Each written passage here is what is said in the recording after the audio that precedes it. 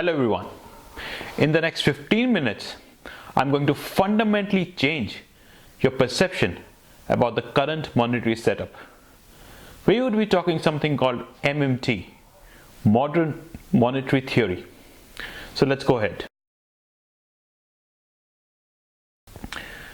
The world is a dynamic process, and so is the economics. It may sound a cliche, but the only constant in this world is change. Since the onset of civilization and the development of the concept of money by the civilization, we have been more or less on some kind of a commodity-based system of money. However, in 1971, the concept of money was fundamentally altered. We moved from a commodity or a semi-commodity based system into what we call as a credit-based monetary system. And so, to view the monetary system from the old lens of commodity-based system would be a fundamental and a big mistake. And that's what the world after 2008 financial crisis has taught us. Hence, the correct view of the economic setup of the world can be provided through MMT. But MMT cannot explain everything. There are fundamentally two parts of the economy, the monetary side and the real economy side. MMT explains the monetary side of the economy. For the other side of the economy, we shall be learning through something called Austrian economic thought later on. Now let's start with the MMT. MMT views money and the sovereign role in monetary policy in this way. First of all, money. Money essentially has two characteristics. It's the measurement matrix, and it's a matrix that distributes wealth. So essentially, you measure wealth with money, how rich you are, how poor you are, how much wealth you have with money. It's a scale. And also, changes in the money supply leads to distribution of wealth from one person to another person, one sector to another sector, and also it could be from one country to another country. Now, also the sovereign, for the sovereign part of the MMT, sovereign has almost an exclusive monopoly over money. Reason is that he collects taxes from that money, and only he has the right to collect taxes. Now, following these two factors, what MMT derives is, and don't be bothered if you don't get it at the first go, we shall be discussing it, giving practical examples soon after this. So what it derives it as, that sovereign's emphasis on fiscal deficit should not be too much. A sovereign country should increase its fiscal deficit and money supply to achieve its objectives of full employment.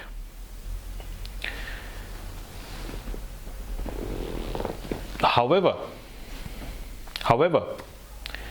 the only limiting factor is what we call limit boundaries.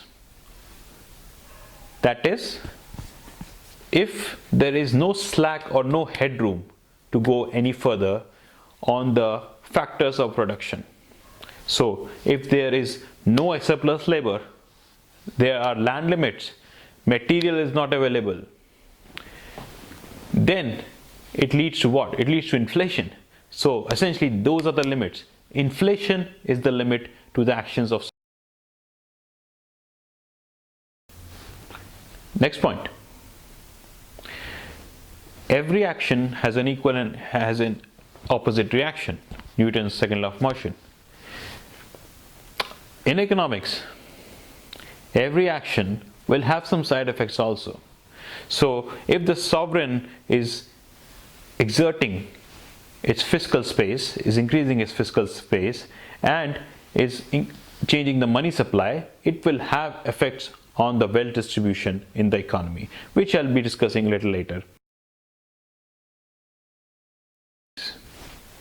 And the last point, MMT turns the Washington Consensus of 1989 on its head. This Washington Consensus is followed by IMF, World Bank, and several agencies who rate countries' sovereign debt and provide fiscal programs and fiscal aid to countries. Certainly, it doesn't mean that every point of the Washington Consensus is wrong, but no question about it that many things in the Washington Consensus needs to change according to this. In the course of this presentation, we shall be learning about the critical role that inflation plays in putting limits on MMT. We shall be explaining MMT through the prism of two practical phenomena or two practical examples. The largest statue that was recently inaugurated in India, and the phenomenon of quantitative easing. Apart from this, we shall be discussing the current monetary setup, which is the credit-based monetary setup. And lastly, we shall be talking about the supply side of the economy. This MMT, as I explained, is the monetary side of the economy. We shall be talking about the supply side of the economy using the Austrian economic concepts, and then merging the two to provide a more comprehensive picture. Now, inflation is a very critical factor in MMT. As we have seen in the previous slide, how inflation limits the functioning of MMT. Most of you would know what inflation is. It's increase in prices. In the Austrian economic terms, it increases the money supply. But that is like saying that a patient has fever, high fever. But why? What is happening because of that high fever? Why is that high fever? What's the process? What's happening behind that high fever?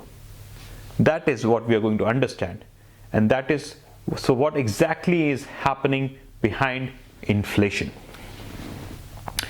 So fundamentally, inflation does two things. Number one, inflation is a signaling mechanism. Let's take an example. Let's say in a sector, the wages are growing pretty fast, essentially wage inflation. This sends a signal to workers and employees in other sectors that, hey, this sector is hot. Let's learn skills in this sector and join companies that are working in this sector and get better wages. So the workers from other sectors learn skills, move to this sector till the gap between the supply and demand converges and the wages return to equilibrium. This is a strong signal that inflation sends. However, instead of being a sectoral phenomenon, if inflation is more of a across the board country-based phenomena, then it leads to one and only one thing: a transfer of wealth. Usually, it's from the poor to the rich. Now, that can happen because there is a sudden supply shock, like what happens in 1970s, when the oil supply declined, led to a decline in oversupply, and led to inflation. In that case also, there was a transfer of wealth happened. It happened from the commodity consumers to the commodity producers. In a normal scenario, what's happening today is a transfer of wealth from the middle class, poor people, essentially people owning their own labor. So you are working in a company. You are the owner of your own labor. It's a transfer of wealth from you to asset owners. For example, the owner of that company. Now, hey, there's no problem in that, in the sense that it's the survival of the fittest since centuries. So whosoever works best in the system survives and thrives. That's perfectly okay. It's just I'm explaining how the system works and how inflation gives these signals in the economy. Let's understand the concept of MMT using some practical examples. Very recently, in 2018, India inaugurated the largest statue in the world. The world media, Indian media, world media were aghast. I mean, in spite of India being one of the fastest growing economies, it's still a lower middle income country. So how can a country like that spend its money on having the world's tallest statue? I mean, it's a waste of money. The same money should be used for health of poor people, for poverty alleviation. How can that money be spent in statues? And they extend this argument further and say, why is India sending rockets to the moon? Why is India investing in nuclear energy when it can't take care of its poor people, when it can't take care of its village roads? Why is that happening? Well, this is where we come and introduce the concept of MMT. Now, to be fair, there are two lines of arguments. One is the statue really needed? That's one of an argument, and that we are not going to discuss here because we don't care about that for now. That has some aspects of Austrian economics which we shall come later, but not here in terms of MMT. The second line of argument, or the second line of questioning, is what we are going to argue against, which is that we could have done healthcare of poor people instead of spending money on statues. We could have done something on poverty alleviation instead of spending money on statues or rockets. Satellites, sorry, more precise. MMT would say, hey, what's the big deal about? We could do both. We could build a statue, send satellites, and spend money on healthcare of poor people, on poverty alleviation. What's the big deal? A sovereign can increase the fiscal deficit and money supply to achieve the goals of full employment till it doesn't hit the limit, or what we call of inflation, posed by inflation, or what we call the boundary limits of resources.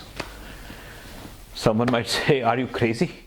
You are saying that, are we living in a fairy world? You're saying we can spend on this and that? Yes, we can. We can, under limits, we can. It's not a household income.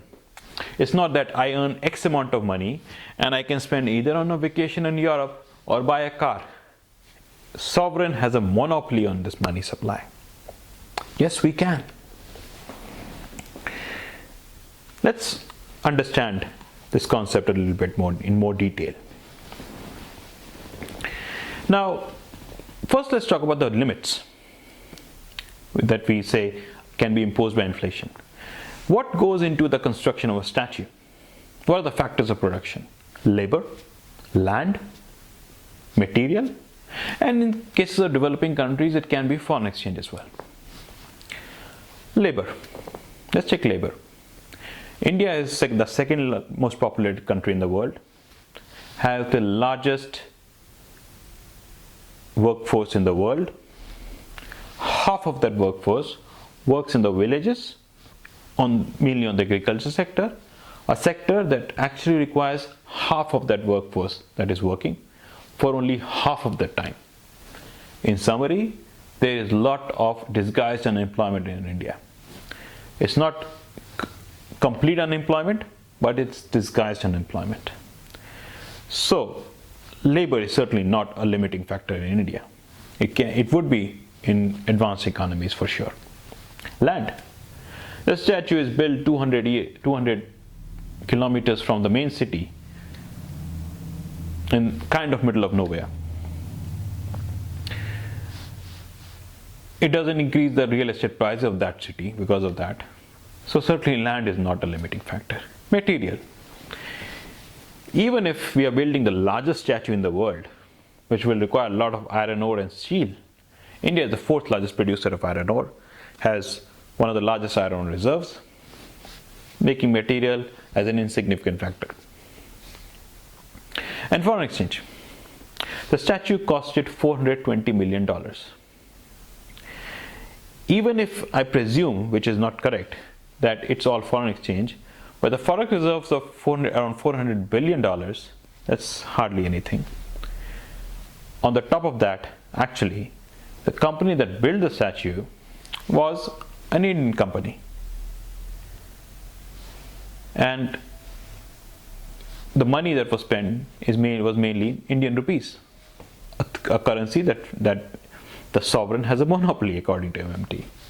So foreign exchange was not a limiting factor. When none of them are limiting factors, and hey, let's talk about then the other point, that you could have spent on healthcare, on poverty alleviation. As I said, we can do both. Then the question will come is, then why don't you do both? Why don't you spend more on poverty alleviation? Why don't you spend more on healthcare? Why don't you do that? Why don't you remove poverty? Why don't you make everyone fit and fine? Why don't you do that? Well, to be fair, I agree, we should do more. And that has been one of my critique, that government should come out of the shell and increase its fiscal deficit. Throw that Washington consensus that should be thrown out of the window. Come out of that, increase your fiscal deficit more and spend here. Having said that, you cannot increase it much higher because you will very quickly hit those limit boundaries that we talk about. Here's a simple example. Let's say the government says, okay, fine, we will increase the health outlay, we'll double the health outlay next year. What will happen then? A statue can be built in 3 to 4 years. A technological marvel can be created in 1 year maybe. But a doctor, a human capital, will take 30 years to make. Where will you get the doctors from? The talented doctors from? Where will you get it? If you double the health outlay, what will happen? You will quickly hit those limit boundaries. You will not have the doctors. So the increase in the health budget will suddenly spike the health costs around the country and will be a disaster for poor people. That's why you don't do it dramatically. What about poverty alleviation? Well, again, yes, you should increase them a little bit. And it's more of an art than a science, that you increase it a little bit, see what happens, then you can probably try a little bit more. So it's more of an art than a science. But if you increase a lot, like some people proposed about a few months back, or keep on proposing, then what will happen? Again, you will quickly hit the limit boundaries. There will not be any slack in the economy. You cannot produce so much more. The prices will shoot up. Yes, there will be some response in the supply side. The companies will produce some goods, but they cannot produce a whole lot more. Why? You will not have skilled labor available to produce those goods. You will not have the raw materials available to produce those goods. This will lead to high inflation, means you will cross those limit boundaries. What will happen then? Since the prices of goods have risen, the corporates will make profit. The equity prices will rise. And it will be a wealth transfer again from the poor to the rich. So poor will become poorer, rich will get richer. Do we want that scenario? So in the next part, we shall be discussing about we shall be taking the example of quantitative easing and discussing the MMT in more detail. We shall be discussing the credit-based monetary system that we are in and how inflation plays a role in more such areas. And finally, we shall be talking about the Austrian economic methods and combine the Austrian economic methods on the real economy side with the MMT methods on the monetary side. So hopefully you liked the information. If you liked it, do subscribe to it. Do comment in case you have any queries. Thank you very much for listening. Goodbye.